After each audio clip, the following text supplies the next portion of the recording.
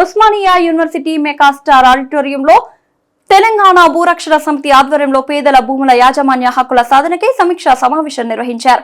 Assigned భూములకు యాజమాన్య హక్కులు కల్పించాలనే ముఖ్య ఉద్దేశంతో సమావేశం నిర్వహించారు. సమావేశానికి ఉస్మానియా యూనివర్సిటీ ఆర్ట్స్ కళాశాల ప్రిన్సిపల్ ప్రొఫెసర్ కాశిం, సమితి రాష్ట్ర అధ్యక్షుడు బుగ్గ మైసయ్య, ఎంఆర్పీఎస్ రాష్ట్ర కన్వీనర్ నండ్రు నరసింహ పాల్గొన్నారు.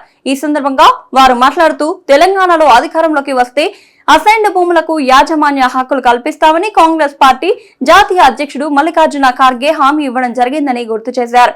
కాంగ్రెస్ పార్టీ ఇచ్చిన హామీ ప్రకారం అసైన్డ్ భూములకు ప్రభుత్వం తక్షణమే యాజమాన్య హక్కులు కల్పించాలని డిమాండ్ చేశారు. గత ప్రభుత్వాలు 1950 వరకు ఎస్సీ ఎస్టీలకు అసైన్డ్ భూములకు కేటాయించడం జరిగిందన్నారు. కానీ ప్రభుత్వ కార్యాలయాలకు గాని ఏ ఇతర అవసరాలకు భూములు కావాల్సి వచ్చినా ఎస్సీ ఎస్టీలకు కేటాయించిన అసైన్డ్ భూములను లాక్కుంటున్నాయని మండిపడ్డారు. ప్రభుత్వాలు ఇచ్చిన భూములకు యాజమాన్య హక్కులు కల్పించకపోవడం వల్ల వారు ఆ భూములను అనుభవించలేకపోతున్నారన్నారు. అందువల్ల తక్షణమే కాంగ్రెస్ ప్రభుత్వం అసైన్డ్ భూములకు యాజమాన్య హక్కులు కల్పించి వారికి న్యాయం చేయాలని డిమాండ్ చేశారు. రెండో నినాదం ఏంది? భూమి లేని వారికి భూములు ఇవ్వాలి. ఈ రెండో నినాదం మీద గత 5 సంవత్సరాలుగా మేము పనిచేస్తున్నాం. ఈ పని చేస్తున్న క్రమంలో గౌరవ శ్రీ రాహుల్ గాంధీ గారు భారత్ జోడో యాత్ర చేసినప్పుడు వారికి మేము విన్నవించినాం. ఆ సందర్భంగా వారు ఎక్కడైతే జోగిపేటలో మీటింగ్ జరిగినప్పుడు ప్రభుత్వాలు భూములు కబ్జా చేసి గుంజుకుంటున్నాయి, మా ప్రభుత్వం వస్తే మేము అసైన్డ్ భూములకు యాజమాన్య హక్కులు ఇస్తామని చెప్పారు. తర్వాత రెండోసారి వరంగల్లో రైతు డిక్లరేషన్ జరిగింది. వరంగల్ రైతు డిక్లరేషన్ కూడా రాహుల్ గాంధీ గారి అధ్యక్షతన ఆనాడు అక్కడ ఉన్న ప్రతిపక్ష పార్టీలో కూడా యాజమాన్య హక్కులు ఇస్తామని చెప్పారు. తర్వాత మూడోసారి ఏమైంది? చేవెళ్ళ దళిత డిక్లరేషన్ కూడా భూములు ఇస్తామని చెప్పారు.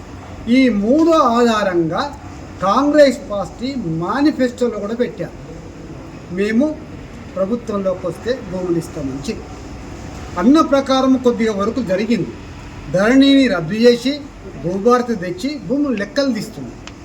కానీ ఇప్పటికే కాలం 2 సంవత్సరాలు గడిచిపోయింది.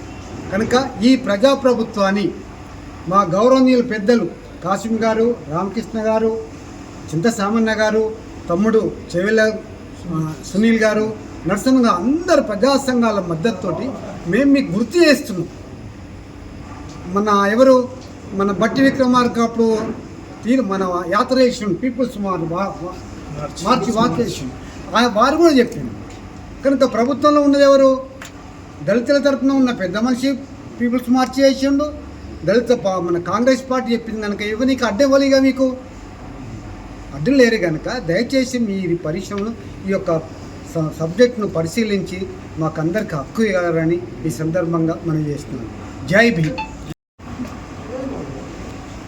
ఈరోజు ఉస్మానియా విశ్వవిద్యాలయం మెగాస్టార్ ఆడిటోరియంలో తెలంగాణ భూరక్షణ సమితి ఆధ్వర్యంలో రౌండ్ టేబుల్ సమావేశం జరుగుతున్నది.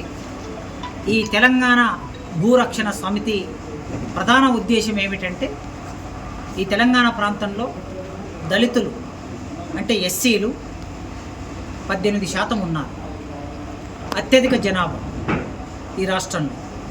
ఆ దళితులకి 1930లో, 1940లో, 1950లో, 1977 వరకు వివిధ సందర్భాల్లో ప్రభుత్వాలు ఆనాడు నిజాం నుంచి మొదలు పెడితే ఈనాటి వరకు అసైన్డ్ భూములు ఇచ్చారు. ఈ అసైన్డ్ భూములు, అసైన్డ్ అంటే కేటాయించడం అని అర్థం. ఈ అసైన్డ్ భూములు వాళ్ళు చేసిన శ్రమకి పరిహారంగా ఇచ్చారు. అయితే ఈ భూముల మీద పూర్తి స్థాయి హక్కులు దళితులకు లేకపోవటం మూలంగా భయాందోళనకి గురయ్యే ప్రమాదం ఉంది. రోడ్లు వేసినా భూములు లాక్కుంటారు. వివిధ ప్రభుత్వ కార్యాలయాలు అంటే కలెక్టరేట్ కట్టినా, ఎస్పీ ఆఫీసు కట్టినా, మండల కార్యాలయం కట్టినా, లేకపోతే ఏదన్నా కంపెనీ పెట్టాలనుకున్నా ప్రభుత్వం ఈ భూములను లాగేసుకుంటూ ఉంది, ఆక్రమిస్తూ ఉన్నారు. అందుకే ఈ భూముల మీద పట్టాలు కావాలి, అసైన్డ్ భూముల మీద పూర్తిగా హక్కులు దళితులకే చెందాలి అని డిమాండ్ చేస్తూ ఈ రౌండ్ టేబుల్ సమావేశం జరుగుతుంది.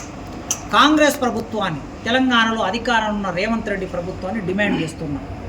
ఎందుకు డిమాండ్ చేస్తున్నామంటే, రేవంత్ రెడ్డి గారి ప్రభుత్వము చేవెళ్ళే డిక్లరేషన్లో, అంటే దళిత డిక్లరేషన్, అది ఎస్సీ ఎస్టీ డిక్లరేషన్, ఆ డిక్లరేషన్లో మేము అధికారంలోకి వస్తే అసైన్డ్ భూములకి పట్టాలిస్తాము అని మల్లికార్జున ఖర్గే గారు ఆ డిక్లరేషన్ విడుదల చేస్తూ హామీ ఇచ్చారు.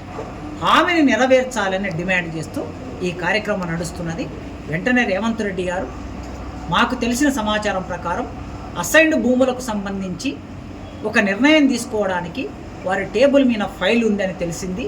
వారు వెంటనే చొరవ తీసుకొని అసైన్డ్ భూములకి పట్టాలిచ్చి దళితులకి ఒక భద్రతని కల్పించాలని మేము కోరుతున్నాం.